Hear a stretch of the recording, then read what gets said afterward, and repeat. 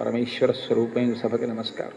పుష్పక విమానంలో నందిగ్రామానికి ఎత్తించినటువంటి రామచంద్ర ప్రభువు యొక్క పాదములకు పాదుకలు తొడిగినవాడై భరతుడు రామచంద్రమూర్తితో అంటున్నాడు, శిరస్యంజలి మాధాయ కైకేయ్యానందవర్ధన బభాషే భరతో జ్యేష్టం రామం సత్యపరాక్రమం.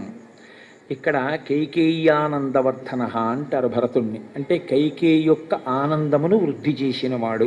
సాధారణంగా కొడుకుకి ఉన్నటువంటి పేరు సంస్కృతంలో నందనుడు అని, అంటే ఆనందమును కల్పిస్తాడు తల్లిదండ్రులకి. అందుకే దేవకీ నందనుడు, పార్వతీ నందనుడు. నందన శబ్దాన్ని తల్లితో కలిపి వేస్తారంటే తల్లికి ఆనందమునిచ్చేటటువంటి వాడై ఉంటాడు అని. కాబట్టి ఇక్కడ ఎలా కైకేయానందవర్ధన అయ్యాడు అంటే, కైకేయికి నిజంగా రామచంద్రమూర్తికి రాజ్యం ఇవ్వకూడదని, భరతుడికి రాజ్యం ఇవ్వాలని ఆవిడ హృదయంలో ఉన్నటువంటి సంకల్పం కాదు. ఈ విషయం మందర వెళ్ళి మాట్లాడడం ప్రారంభం చేసినప్పుడే మనకి స్పష్టమవుతుంది. ఆవిడ ఎంత సంతోషించిందో, రామచంద్రమూర్తికి రాజ్యం ఇస్తున్నారంటే అయోధ్యకాండలో ఎంత ఆనందపడిపోయిందో. కానీ మందర లేనిపోయినటువంటి భయాన్ని సృష్టించి ఆమె మనసుని కదిలిపోయేటట్టుగా చేసింది. అందుకే దశరథ మహారాజు గారు దర్శనమిచ్చినప్పుడు రామచంద్రమూర్తికి, రామ, దేవతల యొక్క సంకల్పం ఇది, నేను పెట్టిన ముహూర్తానికి పట్టాభిషేకం జరగకూడదు అని దేవతలు నిర్ణయించారు. అందుకే నేను పెట్టుకున్న ముహూర్తం భగ్నమైపోయింది. అయిపోయి నువ్వు అరణ్యవాసానికి వెళ్ళావు. నువ్వు అరణ్యవాసానికి వెడితే తప్ప రావణవధ జరగదు అని సంకల్పించిన దేవతలు కైకేయి చేత ఆ కోరిక కోరేటట్టు చేశారు అని చెప్పారు. కాబట్టి నిజానికి కైకేయికి రామచంద్రమూర్తి యొక్క పట్టాభిషేకాన్ని పాడు చేయాలన్న ఉద్దేశ్యం కానీ, భరతుడికి రాజ్యం ఇవ్వాలన్న కోరిక కానీ లేని తల్లి ఆవిడ. ఆవిడికి రాముడు రాజు కావడమే ఆవిడికి ఇష్టం. కాబట్టి అక్కడ ఉన్న వాళ్ళల్లో రాముడి పట్టాభిషేకం చూసి ఓర్వలేనిదిగా మనం అనుమానపడవలసినది ఎవరైనా ఉంటే కైకేయి గురించి మనం ఏమైనా అనుమానపడతామేమోనని మహర్షి మరొక్కసారి జ్ఞాపకం చేస్తున్నారు. కైకేయ్యానందవర్ధన. నిజంగా కైకేయికి రాముడు రాజు కావాలని కోరగలిగినటువంటి విశాలమైన హృదయం ఉండడం ఒకెత్తు, రాచరికం తనకి అయాచితంగా లభించిన 14 సంవత్సరములు రాజ్యం చెయ్యవయ్యా అని రాముడే అధికారం ఇచ్చిన, రామ పాదుకలు పెట్టి రాజ్యం చేసి, ఒకవేళ భరతుడికి రాజ్య వ్యామోహం ఏమాత్రమైనా కలిగినట్లు నీకు అనుమానం కలిగితే నువ్వు వెనక్కొచ్చే హనుమ, నేను రాజ్యాన్ని భరతుడికి ఇచ్చేస్తాను అని రామచంద్రమూర్తి ప్రతిపాదించిన 14 సంవత్సరముల అధికారము తర్వాత కూడా అధికారమునందు ఏమాత్రము వాంఛ లేకుండా, ఇది రాముడిది, నేను పరిపాలిస్తున్నాను తప్ప నేను పరిపాలిస్తున్న వాళ్ళను కాను అని ప్రతిక్షణం జాగరూకుడై ఏ పాటి అభిజాత్యమో పెంచుకోకుండా రామ కింకరుడుగా మిగిలిపోయినటువంటి మహాపురుషుడు భరతుడు. ఆయన అలా ఉండబట్టి కైకేయి యొక్క కోరిక ఇవాళ తీరుతోంది. కాబట్టి ఆయన కైకేయ్యానందవర్ధన, శిరస్యంజలి మాధాయ. ఎంత వినయం మహానుభావుడికి! శిరస్సు యందు 2 చేతులు దోసిలి కట్టి అంజలి ఘటించి పరమ వినయంతో రామచంద్రమూర్తి దగ్గరికి వచ్చి, బభాషే భరతో జ్యేష్టం రామం సత్యపరాక్రమం. సత్యపరాక్రముడైనటువంటి రాముడు అంటారు మహర్షి. సత్యమేవేశ్వరో లోకే సత్యం పద్మాశ్రితా సదా సత్యమూలాని సర్వాణి సత్యాన్నాస్తి పరమం పదం అంటాడు. నాకు సత్యమే సర్వస్వం, సత్యమునే లక్ష్మి ఆశ్రయించి ఉంది. అలా ఆశ్రయించినటువంటి సత్యమును నేను విడిచిపెడితే నేను సమస్తము పోగొట్టుకుంటాను, నాకు సత్యమే కావాలంటాడు రాముడు. కాబట్టి సత్యమే పరాక్రమముగా కలిగినటువంటి వాడు. సత్యపరాక్రముడైనటువంటి రాముడితో భరతుడు మాట్లాడుతున్నాడు. పూజిత మామిక మాత, మా అమ్మ మాటని నిజం చేయడానికి, మా అమ్మ కోరుకున్న కోరికని నిజం చేయడానికి ఇంత పెద్ద సామ్రాజ్యాన్ని విడిచిపెట్టి వెళ్ళిపోయావు రామా. దత్తం రాజ్యం ఇదమ్మమ, ఆ రాజ్యాన్ని 14 ఏళ్ళు పరిపాలించు అని నాకు ఇచ్చావు నువ్వు.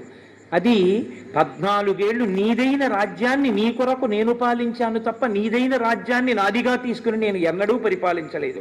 కాబట్టి తద్దదామి పునస్తుభ్యం, దానినే నేను నీకు ఇస్తున్నాను మళ్ళీ. యథాత్వమదదామమా, నువ్వు ఎలా ఇచ్చావో అలా తిరిగి నీకు నేను అందజేసేస్తున్నాను. నువ్వు గొప్ప భోగములకు ఐశ్వర్యమునకు తగినవాడవు, కానీ 14 సంవత్సరముల పాటు కటిక నేల మీద పడుకున్నావు. నీ చేతిని తలగడగా పెట్టుకుని పడుకున్నావు. నీ చేతిని తలగడగా పెట్టుకుని పడుకోవలసినటువంటి సీతమ్మ ఎక్కడో అశోకవనంలో శిశుపా వృక్షం కింద అలా ఏడుస్తూ ఆ తల్లి ఉండిపోయింది. అన్నయ్య, ఇక నుంచి నువ్వు అలా ఉండడానికి వీల్లేదు.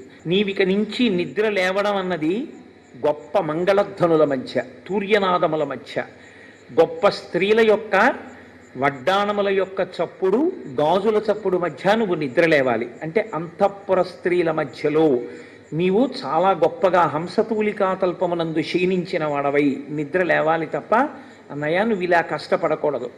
యావదావర్తతే చక్రం యావతీచ వసుంధర తావత్వమిహ సర్వస్య స్వామిత్వం అనువర్తయ. భరతుడు ఇవాళ స్వామి అని పిలుస్తున్నాడు. స్వామి అని పిలుస్తున్నాడంటే ఒక్కటే కారణం, ఆయన యందు ఈశ్వరతత్వాన్ని చూశాడు అని గుర్తు.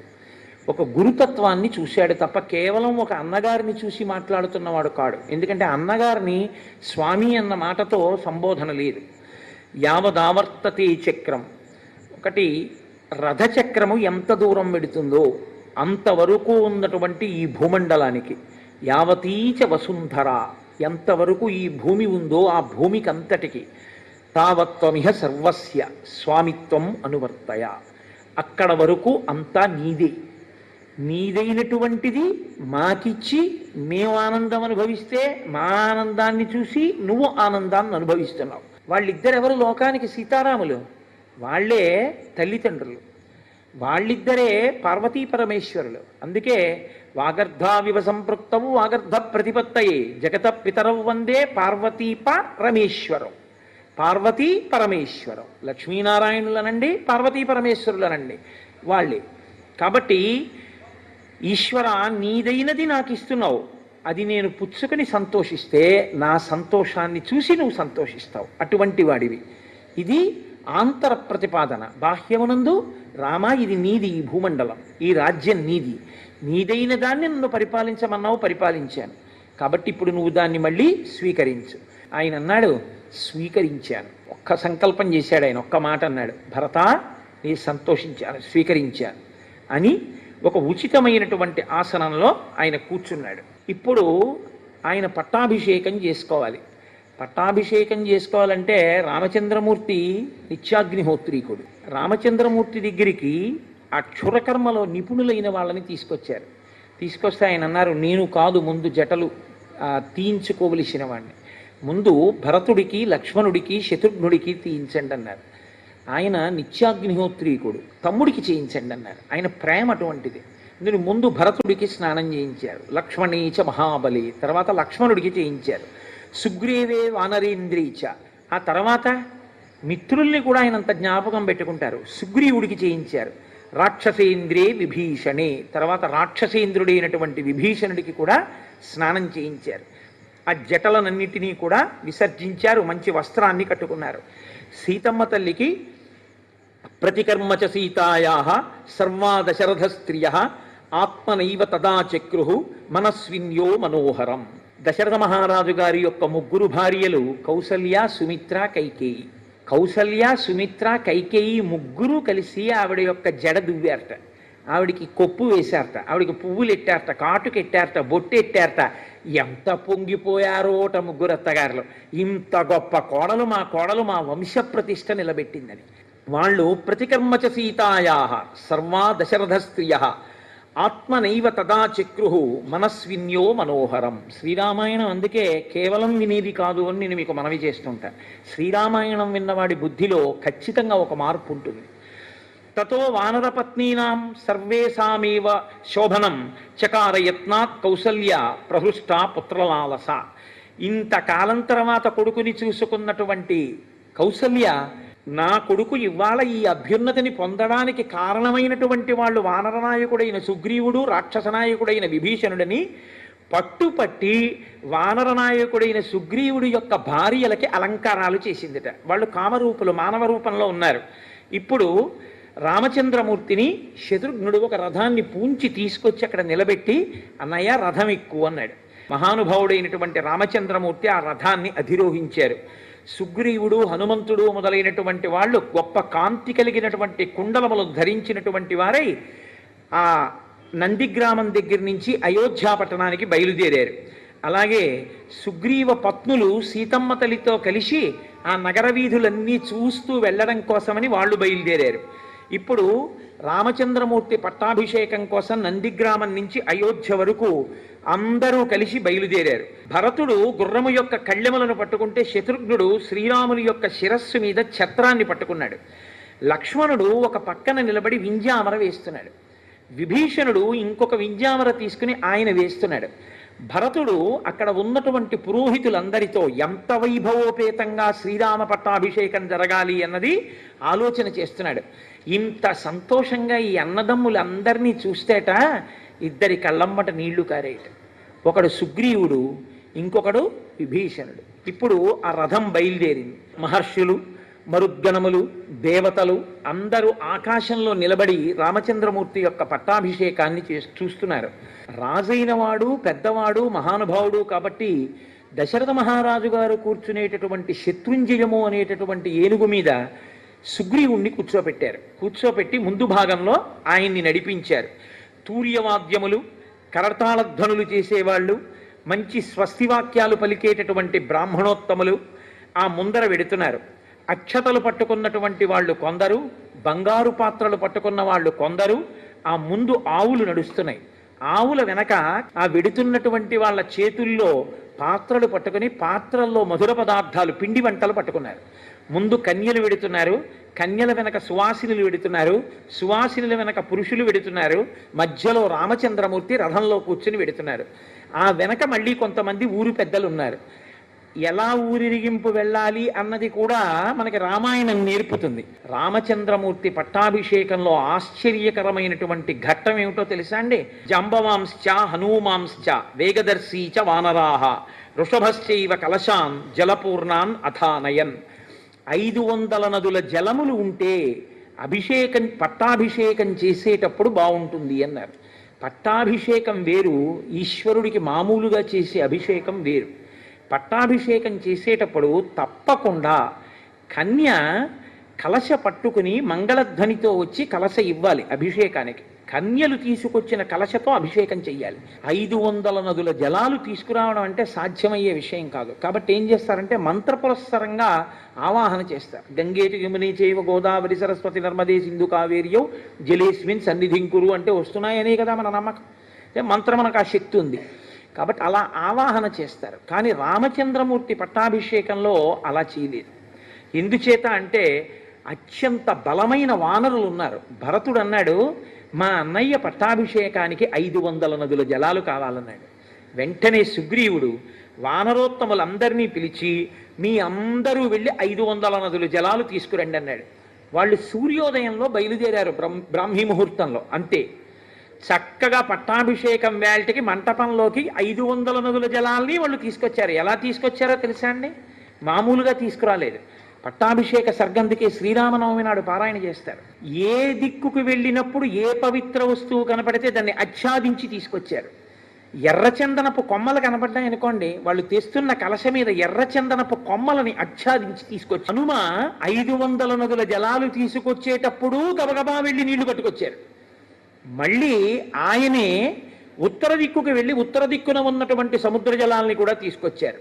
ఇప్పుడు చక్కగా 4 వైపులా ఉన్నటువంటి సముద్ర జలాలు, 500 నదీ జలాలు తీసుకొచ్చి అక్కడ పెట్టారు. మహాత్ములైనటువంటి ఋషులు వచ్చారు. వశిష్ఠో వామదేవశ్చ జాబాలి రథకాశ్యప కాత్యాయన సుయజ్ఞశ్చ గౌతమో విజయస్తథా. అక్కడకు వచ్చినటువంటి వాళ్ళు వశిష్ఠుడు, వామదేవుడు, జాబాలి, కాశ్యపుడు, కాత్యాయనుడు, సుయజ్ఞుడు, గౌతముడు, విజయుడు మొదలైనటువంటి మహర్షులు వచ్చారు. అభ్యసించన్నరం వ్యాఘ్రం ప్రసన్నేన సుగంధిన సలిలేన సహస్రాక్షం వసవో వసవం యథా. ఆయనని ఆ కలశల యందు ఓషధీరసములను నింపారు. కాబట్టి ఇప్పుడు ఆ పట్టాభిషేకం చేశారట రామచంద్రమూర్తికి. అంతే, లోకం అంతా చల్లబడిపోయింది అన్నారు. ఒక్కసారి చల్లబడిపోయింది. అంటే ఆ రామచంద్రమూర్తి యొక్క శక్తి అటువంటిది. పట్టాభిషేకం జరిగితే రాజారాముడైన, కాబట్టి ఆయన రాజారాముడు కాగానే లోకమంతా చల్లబడిపోయింది. అందరి మనసులు ప్రసన్నమైపోయి బ్రహ్మణా నిర్మితం పూర్వం కిరీటం రత్నశోభితం అభిషిక్త పురాయేన అనుక్తం దిత్త తేజసం. అప్పుడు కిరీటములను తీసుకొచ్చి ఒక వేది మీద ఉంచారు మొట్టమొదట. ఇదే మకుటధారణ సర్గ అంటారు. ఈ సర్గనే పట్టాభిషేక సర్గనే మకుటధారణ సర్గ అని కూడా పిలుస్తారు. ఇది యథార్థంగా ఏమిటంటే శ్రీరామనవమి నాడు కళ్యాణం చెయ్యడం ఎంత అవసరమో మకుటధారణ సర్గ పారాయణ చేయడం అంత అవసరం. ఈ కిరీటధారణ సర్గకి సంబంధించినటువంటి 3 శ్లోకాలు ఉంటాయి. ఈ 3 శ్లోకాల్ని అందరితోటి చెప్పిస్తారు ఒకసారి. మిగిలిన సర్గ ఎవరు వచ్చి దాన్ని ప్రవచనం చేస్తున్నారో ఆయన ఆ సర్గనంతటినీ చెప్పేస్తారు. కానీ శ్లోకాలు మాత్రం అందరితోటి చెప్పిస్తారు. కాబట్టి వాల్మీకి మహర్షి అంటారు, బ్రహ్మణా నిర్మితం పూర్వం కిరీటం రత్నశోభితం. రత్నముల చేత శోభించేటటువంటి ఆ కిరీటము చతుర్ముఖ బ్రహ్మగారి చేత నిర్మింపబడినటువంటి కిరీటము. అనేక మంది జనులతో శోభిస్తూ రత్నములతో వజ్రములతో శోభిస్తున్నటువంటి ఆ వేదిక మీద రామచంద్రమూర్తికి ధారణ చేయించేటటువంటి ఆ కిరీటాన్ని తీసుకొచ్చి అక్కడ పెట్టారు వశిష్ఠ మహర్షి. రత్నైర్ నానా విధిశ్చైవ చిత్రితాయాం సుశోభనై నానారత్నమయే పీఠే కల్పయిత్వా యథావిధి. అనేకమైన రత్నములు పొదగపడినటువంటి స్వర్ణ కిరీటం ఆ కిరీటము.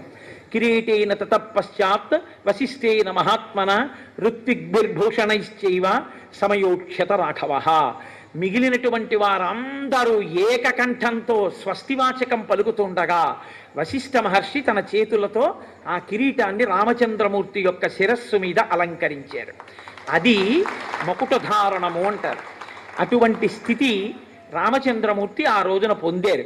ఈ శ్లోకాల్ని పట్టాభిషేకం చెప్పేటప్పుడు నేను చెప్పడం కాదు, ఎవరెవరు ఇవన్నీ చెప్తారో ఈ శ్లోకాల్ని అందరూ చెప్పినప్పుడు ఏమవుతుందంటే పట్టాభిషేకంలో వాళ్ళందరి పట్ల రాముడు రాజారాముడై వాళ్ళని ఆయనే పరిపాలించి కాపాడతాడు అని పెద్దల వాక్కు. కాబట్టి నేనంటాను, మీరు అనండి. బ్రహ్మణా నిర్మితం పూర్వం కిరీటం రత్నశోభితం అభిషిక్తః పురాయేవ మనుస్తం దీప్తతేజసం. మళ్ళీ ఒక్కసారి అనండి. బ్రహ్మణా నిర్మితం పూర్వం కిరీటం రత్నశోభితం అభిషిక్త పురాయేవ మనుస్తం దీప్తతేజసం తస్యాన్వవాయే రాజానః క్రమాద్యేనాభిషేచితాః సభాయాం హేమక్లుప్తాయాం శోభితాయాం మహాధనైః రత్నైర్నానావిధిశ్చైవ చిత్రితాయాం శిశోభనైః నానారత్నమయే పీఠే కల్పయిత్వా యథావిధిః కిరీటేన తతపశ్చాత్ వశిష్ఠేన మహాత్మనా ఋత్విగ్భిర్భూషణైశ్చైవ సమయోక్ష్యత రాఘవః. ఇప్పుడు శత్రుఘ్నుడు స్వామికి శుభప్రదమైనటువంటి తెల్లని ఛత్రమును పట్టుకున్నాడు. సుగ్రీవుడు తెల్లని వింజామరలతో వీస్తున్నాడు. విభీషణుడు చంద్రకాంతులీనుతున్నటువంటి మరొక వింజామరని తీసుకున్నాడు. దేవేంద్రుడు వాయువు చేత అతి సుందరమైనటువంటి 100 పద్మములతో కూడినటువంటి ఒక హారాన్ని పంపించాడు. పట్టాభిషేకం జరిగినటువంటి రోజు మధ్యాహ్నం గంధర్వులు గానం చేశారు. ఎంతో సంతోషించారు. లోకమంతా చల్లబడిపోయింది. అందరి మనసులు చల్లబడిపోయాయి. ఎక్కడ చూసినా ఆనందమే. లక్షల సంఖ్యలో గుర్రములను, పాడియావులను, గోవులను, 100ల కొలది వృషభములను బ్రాహ్మణోత్తములకు దానం చేశాడు రామచంద్రమూర్తి. 30 కోట్ల బంగారు నాణ్యములను, అమూల్యమైనటువంటి ఆభరణములను, వస్త్రములను ద్విజవరులకు పంచి ఇచ్చాడు. సుగ్రీవుడికి మణులు పొదిగినటువంటి ఒక గొప్ప హారాన్ని బహూకరించాడు. వైఢూర్యమణి చిత్రేచ వజ్రరత్న విభూషితే వాలిపుత్రాయ ధృతిమాన్ అంగదాయ అంగదే దదౌ. మంచి రత్నములు, వైఢూర్యములు, వజ్రములు పొదగబడినటువంటి అంగదములను అంటే భుజకీర్తులను అంగదుడికి ఇచ్చాడు. అందరికీ అన్నీ ఇచ్చేశాడు. సీతమ్మ తల్లికి కూడా బహుమానం చేశాడు రామచంద్రమూర్తి. ఇంతమంది ఇన్ని పుచ్చుకున్నాక మా అమ్మ సీతమ్మ మెడలోంచి ఒక ముత్యాలహారాన్ని తీసి చేత్తో పట్టుకుని ఇలా రాముడి వంక చూసింది. మాట్లాడితేనే అర్థమవుతుందా? ఆయన మనస్సు ఆవిడ దగ్గరుంది, ఆవిడ మనస్సు ఆయన దగ్గరుంది. అస్యాదేవ్యా మనస్తస్మిన్ తస్య చాస్యాం ప్రతిష్ఠితం తేనేయం సచి ధర్మాత్మ ముహూర్తం అభిజీవతి. ఒకరి మనస్సు ఒకరి దగ్గర ఉన్న దాంపత్యం ఆ దాంపత్యం. కాబట్టి వెంటనే రాముడు అన్నాడు, సీత నువ్వు ఆ హారాన్ని మెళ్ళలోంచి ఎందుకు తీశావో నాకు తెలుసు. ప్రదేహి సుభగేహారం యస్య తుష్టాసి భామిని పౌరుషం విక్రమో బుద్ధి యస్మిన్ నేతాని సర్వశః దదౌ సావాయుపుత్రాజాతం హారం అసితేక్షణ హనుమాంస్తేన హారేణ శుశుభే వనరస్సభ చంద్రాంశు జయ గౌరేణ శ్వేతాభ్రేణ యథాచలః. వెంటనే ఆ తల్లి తన చేతిలో ఉన్నటువంటి ముత్యాల హారాన్ని స్వామి హనుమకి ఇచ్చింది. వెంటనే హనుమ ఆ హారాన్ని మెళ్ళో వేసుకున్నారు. చంద్రకిరణములు పడినటువంటి మేఘం ఎలా ఉంటుందో, ఆయన పచ్చటి రంగులో కదండి ఉంటారు, కాంచనాద్రికమనీయ విగ్రహం. ఆ హారములు వేసుకున్నటువంటి హనుమ అలా మిరిసిపోయారు కాంతితోటి. ఇప్పుడు రామచంద్రమూర్తి లక్ష్మణుడి వంక చూసి, అతిష్ట ధర్మజ్ఞ మయాస హేమాంగాం పూర్వరాజాం జుషితాం బలేన. మన పూర్వరాజులందరూ అధిష్ఠించినటువంటి ఈ సామ్రాజ్యాన్ని పరిపాలించడంలో నాతో పాటు బాధ్యత పంచుకోవడానికి, కర్తవ్యాన్ని నిర్వహించడానికి లక్ష్మణ ధర్మము తెలుసున్నవాడా, ధర్మజ్ఞ మయాస హేమాంగాం పూర్వరాజ్యాం జుషితాం బలేన, యవరాజ్యం తీసుకో అన్నాడు. అంటే అన్నయ్య నాకు నీ కైంకర్యం కావాలి, కానీ నాకన్నా పెద్దవాడు భరతుడు ఉండగా నాకెందుకన్నయ్యా యవరాజ్యం, నాకొద్దు, భరతుడికి ఇమ్మన్నారు. ఎంత బతిమాలినా పుచ్చుకోలేదు. ఏమో 14 ఏళ్ళు అరణ్యవాసం చేశాడు, అన్నయ్య నన్ను అడగలేదనుకుంటాడేమోనని ధర్మం తెలుసున్నవాడా అని అడిగాడు. కాబట్టి ఇప్పుడు వెంటనే నేను తీసుకోనన్నయ్య, భరతుడు పెద్దవాడు, ఆయనకి ఇమ్మన్నారు. భరతుడికి యవరాజ్య పట్టాభిషేకం చేశారు. శ్రీమన్నారాయణుడు ఇవాళ మెరిసిపోతున్నటువంటి గరుడ వాహనం మీద లక్ష్మీ సహితుడై మిగిలిన దేవతలందరితో కలిసి త్రిమూర్తులతో సహా పితృదేవతలతో సహా పట్టాభిషేక జరుగుతున్న నాడు ఆకాశ మండలంలో వచ్చి నిలబడతారు. రాజారాముడికి పట్టాభిషేకం జరగడం అంటే ఇప్పటికీ లోకంలో అంత శక్తి కలిగినటువంటిది రామచంద్రమూర్తి యొక్క పట్టాభిషేకమే. అందుకే శ్రీరామాయణం చెప్తే తప్పకుండా పట్టాభిషేకం చేస్తారు. ఏ ద్రవ్యాలు లేకపోయినా అక్షతలతోనైనా కిరీటాదులను కల్పించి పట్టాభిషేకం చేస్తారు. పట్టాభిషేకం చేయడం అంటే ఈ భూమండలాన్నంతటి రామచంద్రమూర్తికి ఇవ్వడం. కాబట్టి విష్ణువు వచ్చి నిలబడతారు. వీళ్ళందరూ పరమభక్తులు, నా చేత పరిపాలింపబడాలని కోరుకుంటున్నారు. అందుకే రామానుగ్రహం కావాలనుకున్న వాళ్ళందరూ చెయ్యవలసిన పని మాత్రం ఒకటి చెప్పారు శాస్త్రంలో, 3 మాటలు. మీ కంఠాన్ని వంచన చేసుకోకుండా, మీ కంఠం పలికితే ఎంత గట్టిగా మీరు పలకగలరో అంత గట్టిగా అరిచి 3 మాటలు చెప్పాలి. నేను చెప్తాను, మీరు చెప్పండి. బలం విష్ణోః ప్రవర్ధతాం, బలం విష్ణోః ప్రవర్ధతాం,